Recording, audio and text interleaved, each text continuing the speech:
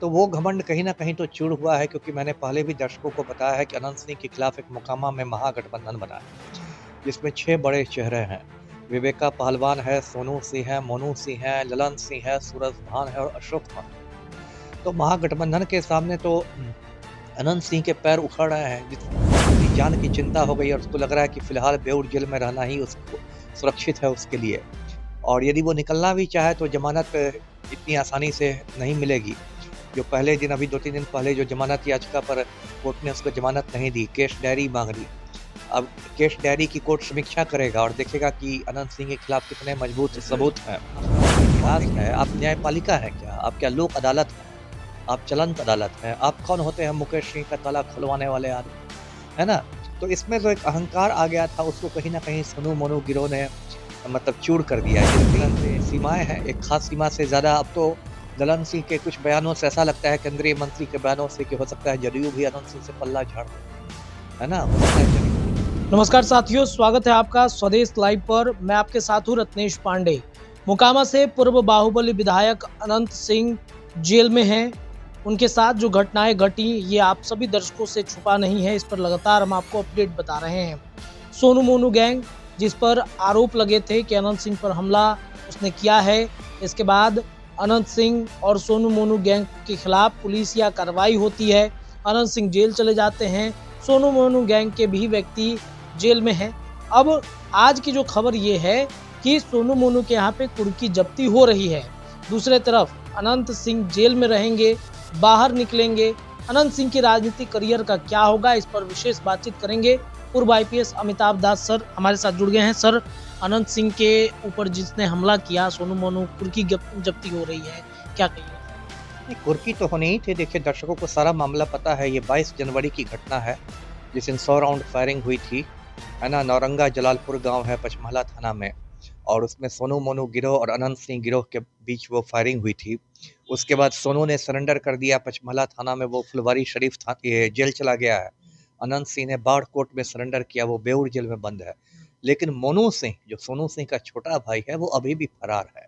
कभी खबर आती है कि जमुई में छिपा है, कभी खबर आती है झारखंड के देवघर में है, कभी खबर आती है दियारा में है, लेकिन उसकी मतलब गिरफ्तारी अब तक नहीं हो सकी है। तो ये तो पुलिस की प्रक्रिया है। देखिए, पुलिस नहीं पकड़ पाती है तो फिर वारंट के लिए प्रे करती है, वारंट निकालती है, फिर कुर्की जब्ती कर लेती है आदेश कोर्ट से। कुर्की का मतलब हुआ प्रॉपर्टी अटैचमेंट, मतलब आपकी संपत्ति को जब्त कर लेगी पुलिस, मालखाना में रख देगी, थाना के मालखाना में।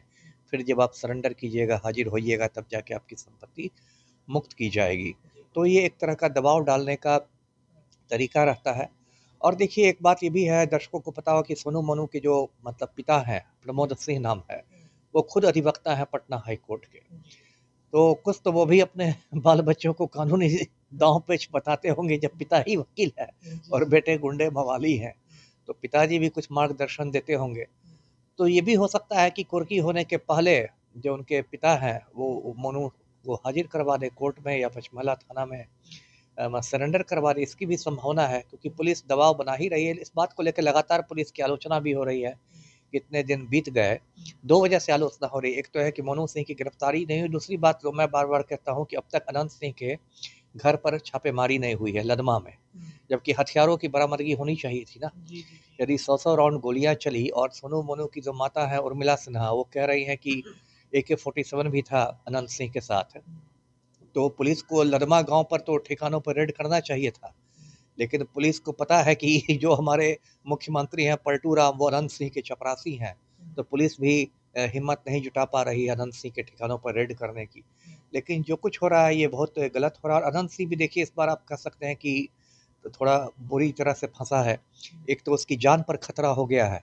अब तक जो अनंत सिंह में एक अहंकार आ गया था, या उसके चेले-चपाटियों में भी, कि एकदम छोटे सरकार हैं। लगता था कि न्यायपालिका, व्यवस्थापिका, कार्यपालिका सभी इसी में निहित है। तो वो घमंड कहीं न कहीं तो चूर हुआ है, क्योंकि मैंने पहले भी दर्शकों को बताया है कि अनंत सिंह के खिलाफ एक मोकामा में महागठबंधन बना है, जिसमें 6 बड़े चेहरे हैं। विवेका पहलवान है, सोनू सिंह है, मोनू सिंह है, ललन सिंह है, सूरजभान है और अशोक महतो है। तो महागठबंधन के सामने तो अनंत सिंह के पैर उखड़ रहे हैं। जितनी फुर्ती के साथ उसने कोर्ट में सरेंडर किया, उससे भी लगता है कि कहीं न कहीं अनंत सिंह को अपनी जान की चिंता हो गई और उसको लग रहा है कि फ़िलहाल बेऊर जेल में रहना ही उसको सुरक्षित है उसके लिए। और यदि वो निकलना भी चाहे तो ज़मानत इतनी आसानी से नहीं मिलेगी। जो पहले दिन अभी 2-3 दिन पहले जो ज़मानत याचिका पर कोर्ट ने उसको ज़मानत नहीं दी, केस डायरी माँग दी। अब केस डायरी की कोर्ट समीक्षा करेगा और देखेगा कि अनंत सिंह के खिलाफ कितने मजबूत सबूत हैं।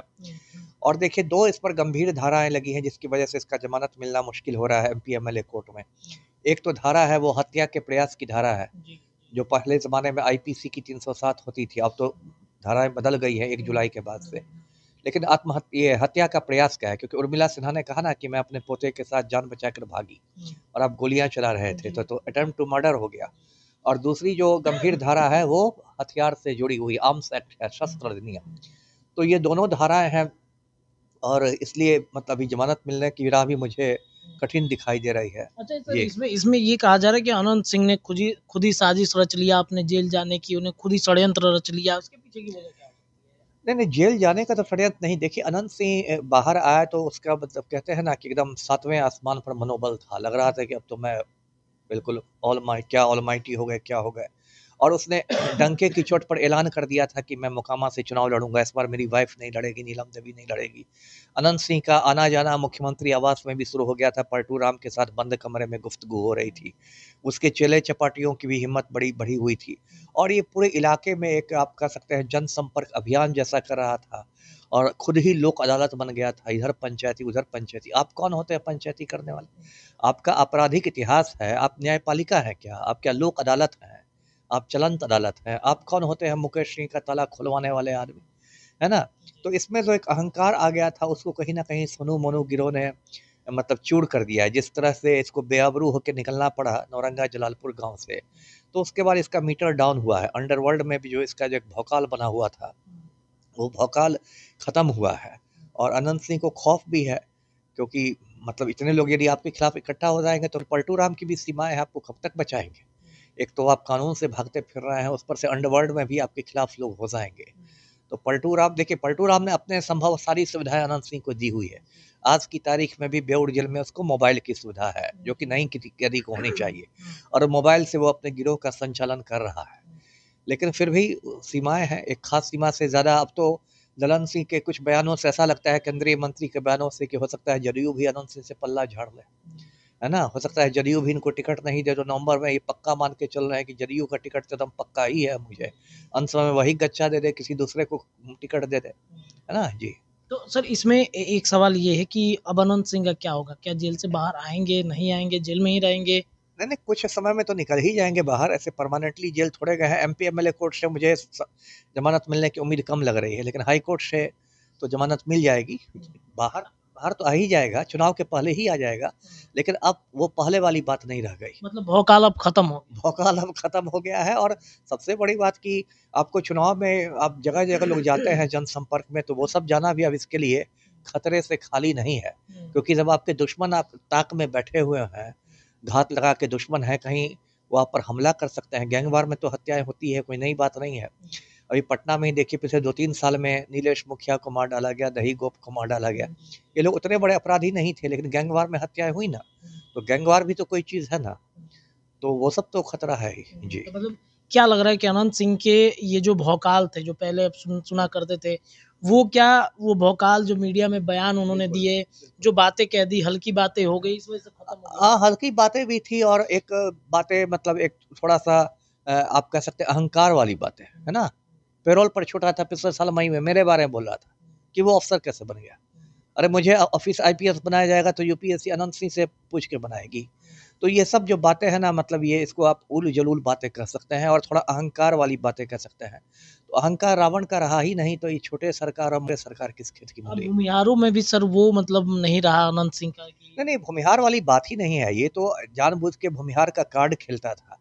मैं तो देख रहा था सोनू सिंह का एक इंटरव्यू, तो वो तो भूमिहारों की लिस्ट लेके बैठा हुआ था, जिस भूमिहारों को अनंत सिंह ने मरवाया है ना? वो बाकायदा लिस्ट लेके बैठा हुआ था। तो ऐसा थोड़ा है कि आपने भूमिहारों की बहुत सेवा की, आपने तो अपना ना होटल बना लिया, बड़े-बड़े होटल, आपने अपनी जेब भरी है, आपने अपने बेटों को लंदन भेज दिया है। एक जो आम भूमिहार है, उसको उसको आपसे क्या मिला है? भले ही आप जाति के नाम पर आप उसको उसका सेंटिमेंट्स भड़काते हों कि भाई मैं हूँ तो भूमिहार है, तो ये तो लोग समझने ही लगे हैं। जी। चलिए सर, बहुत बहुत शुक्रिया बातचीत करने के लिए। तो देखिए, अनंत सिंह फिलहाल जेल में हैं और उनके ऊपर जिन्होंने हमला किया, सोनू मोनू गैंग, उनके घर पर आज कुर्की जब्ती भी हो रही है। एक भाई फरार है और दूसरे ने सरेंडर किया है। अनंत सिंह प्रकरण बिहार में ये पूरी तरीके से राजनीतिकरण हो गया है। जो अनंत सिंह का भौकाल था वो कहीं न कहीं ख़त्म हो गया है कि अब भूमिहारों में वो अब दबदबा अनंत सिंह का नहीं रहा। जो अंडरवर्ल्ड की बातचीत कही जाती थी, क्या वो अनंत सिंह का क्रेज अब खत्म हो गया है? आप अपनी राय कमेंट में रखिए। फिलहाल इस चर्चा में इतना ही। जुड़े रहिए, तमाम खबरें आपको अपने चैनल पर मिलेंगी। धन्यवाद।